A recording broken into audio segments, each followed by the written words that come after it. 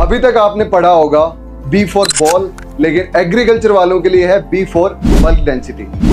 देखो guys, soil की सबसे बेसिक प्रॉपर्टी है बल्क डेंसिटी, जिसको आप अपन इस वीडियो में अपन समझेंगे।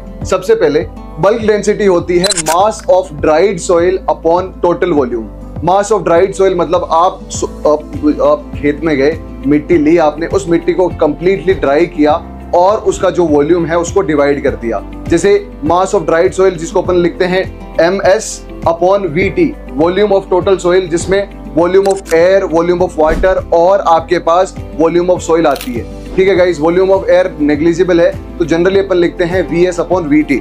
और उसके बाद में यूनिट्स की अगर अपन बात करें तो यूनिट होती है ग्राम पर सेंटीमीटर क्यूब या मेगाग्राम पर मीटर क्यूब। देखो, बल्क डेंसिटी अफेक्ट होती है टेक्सचर से, स्ट्रक्चर से, ऑर्गेनिक मैटर से। कैसे?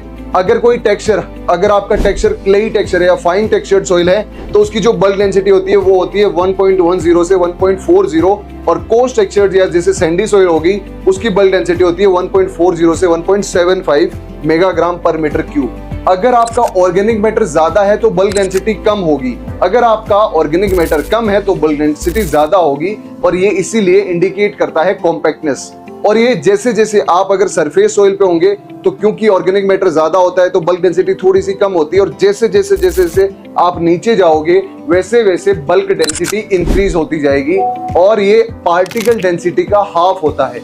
अगर आप देखेंगे तो इसको कोर सैंपलर के थ्रू सैंपलिंग करते हैं बल्क डेंसिटी की, और आप कोबाल्ट 65 से इसको मेजर कर सकते हैं। बल्क डेंसिटी अगर कोर सोइल की बात करें तो 1.4 से 1.7 होती है।